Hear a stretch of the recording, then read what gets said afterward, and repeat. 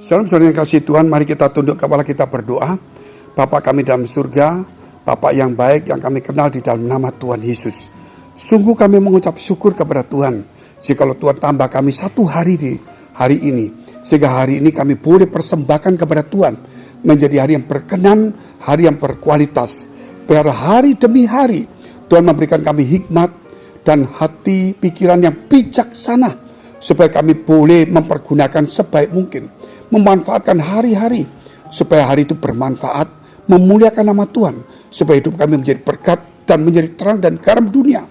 Tuhan, kami telah banyak menghabiskan waktu hari-hari kami untuk ego kami, menyakiti hati orang, iri hati, sakit hati, kecewa, dendam, mau menang sendiri, tidak mau melayani, tidak mau mengalah, tidak mau mengampuni. Tapi hari ini kami ingin berubah, kami ingin melayani, kami ingin Tuhan tidak egois lagi mengasihi sesama.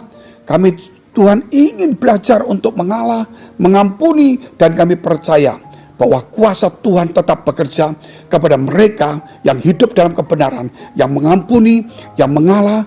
Kami percaya Tuhan akan membela. Di dalam nama Yesus, setiap pergumulan masalah kami, Tuhan Engkau tolong, dan kami yakin dengan iman kami akan melakukan perkara yang besar. Dalam nama Tuhan Yesus, haleluya, amin. Saudara, kalau di belakang kita saudara, ada orang di pihak kita, ada orang-orang yang hebat. Contoh-contohnya kalau kita main basket, saudara, terus ada orang-orang yang terkenal dan yang hebat sekali. Tentu permainan kita akan menjadi bagus sekali. Sangat-sangat, saudara, menjadi satu hal yang luar biasa. Ada pemain topnya, akan mengangkat moral kita, dan kita pasti menang juga. Karena ada orang-orang tertentu di belakang kita. Demikian juga kalau kita berjalan mungkin mengalami ancaman masalah, tetapi kemudian yang berjalan bersama dengan kita, seorang pejabat atau seorang berpangkat, apa yang terjadi saudara kita melihat? Pasti saudara tidak ada yang mengganggu. Demikian kalau kita punya persoalan masalah yang besar. Jikalau saudara kebenaran adalah kita, pejabat tahu kita benar, dan ada yang di atas yang akan membela kita. Jikalau ada orang yang tidak berbuat adil, maka dia akan membela dan dia akan mengawasi jalan persidangan itu. Tentunya saudara kita akan senang sekali. Kita akan menjadi kuat, dan terutama dalam kehidupan kita hari ini. Jikalau saudara ada yang membela kita di pihak kita, adalah orang-orang yang hebat. Bukan hanya hebat, kita katakan adalah Tuhan yang membela kita. Siapa lawan kita? Sebab itu kita sudah ditebus, kita sudah diampuni, kita sudah dipilih, kita sudah ditentukan, saudara kita sudah diangkat menjadi anaknya. Apalagi yang kita takutkan? Kalau seorang bapak melihat anaknya, saudara pasti dia akan awasi. Apalagi kita masih kanak-kanak rohani, iman kita masih muda goyah, dia akan awasi, akan didik, akan ajari kepada kita. Sebab itu satu firman Tuhan berkata, Roma 8 ayat 31. Sebab itu apakah yang akan kita katakan tentang semuanya itu? Jika Allah di pihak kita, siapakah yang akan melawan kita? Jika Allah di pihak kita, siapa lawan kita? Saudara melihat bagaimana saudara kisah-kisah, yaitu bagaimana Ishak ketika mengalami kelaparan, walaupun bencana alam begitu besar, tapi ketika Tuhan berpihak, maka saudara kita melihat nasibnya berubah. Ketika Musa berjalan dan Tuhan di pihak Musa, apa yang terjadi? Laut pun terbelah menjadi dua. Ketika Yosua, saudara, Allah di pihak Yosua, maka tembok Yeriko pun runtuh. Hanya cuma dikelilingi dengan jalan, ya itu namanya, saudara, itu jalan iman. Perjalanan iman, langkah iman itu perlu sekali.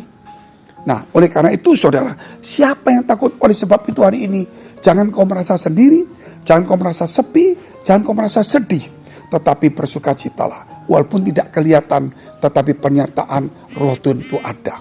Contoh kalau kita melihat, walaupun sepertinya tidak ada angin, tetapi ada angin. Walaupun sepertinya semua daun-daun diam semua, tetapi oksigen masih ada. Artinya walaupun tidak ada gerakan, tapi Allah tetap bergerak di dalam hidup kita untuk membuat masa depan kita. Sebab itu saudara, mari sebagai orang percaya kita tingkatkan kerohanian kita. Ayat ke-30, dan mereka yang ditentukannya dari semula mereka itu juga dipanggilnya. Dan mereka yang dipanggilnya, mereka itu juga dibenarkannya. Dan mereka yang dibenarkan, mereka itu juga dimuliakan. Jadi kita melihat ada yang ditentukan, karena kita bukan ditentukan, tapi kita dipanggil. Sudah dipanggil, saudara, kita dibenarkan. Segala dosa salah kita diampuni. Sama seperti kita di rumah. Mungkin kita punya masalah di rumah, mungkin kita memecahkan gelas, mungkin kita berbuat sesuatu, tetapi orang tua kita sudah nggak apa-apa, kamu ya nggak sengaja, gitu. Karena orang tua kita akan memberikan barang itu kembali. Nah, karena dia membenarkan.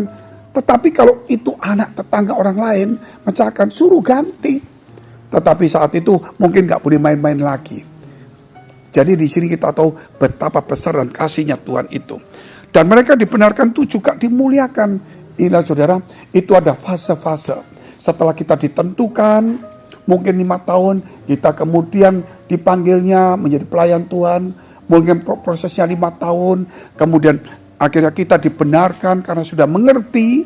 5 tahun kemudian kita dimuliakan. Menjadi orang-orang yang dipakai Tuhan secara luar biasa. Haleluya, saudara. Nah, oleh karena itu hari ini, ya jangan sia-siakan hidup kita.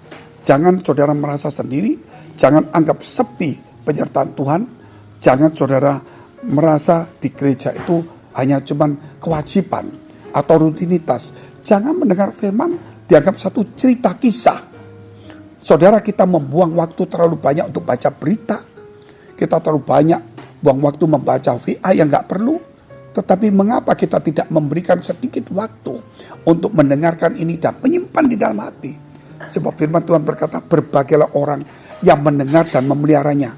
Mengapa dia berbahagia? Mengapa dia hanya mendengar dan memelihara? Karena firman itu, saudara, akan tumbuh benih-benih yang luar biasa. Dan kemudian kalau kita tumbuh, apa yang gak mungkin menjadi mungkin. Sebab itu mari pertumbuhkan iman kita. Yakinlah bahwa kita sudah ditentukan, bahwa kita sudah dipanggil, kita sudah dibenarkan, dan kita dimuliakan. Dan Allah turut bekerja di dalam saudara kehidupan kita. Bukan hanya itu, dikatakan jika Allah di pihak kita, siapa lawan kita? Yakinlah Allahmu dan Allahku bersama dengan kita. Mari saudara, kita mau tunduk kepala kita berdoa. Jika saudara punya pergumulan, masalah persoalan tantangan, baik pekerjaan, karir, studi, maupun keuangan keluarga, apapun juga, dekapkan kedua tanganmu di dadamu.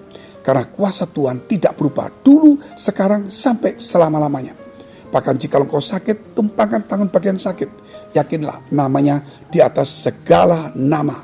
Dan biar hari ini juga, ya, imanmu menyelamatkan dan menyembuhkan engkau. Mari saudara, dalam nama Tuhan Yesus, jadilah sembuh, jadilah pulih, jadilah kuat. Biarlah terimalah itu dengan imanmu.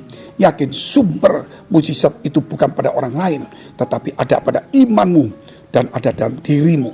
Dan biar hari ini juga engkau diberkati, diberikan hikmat, jalan keluar, dipilih oleh Tuhan.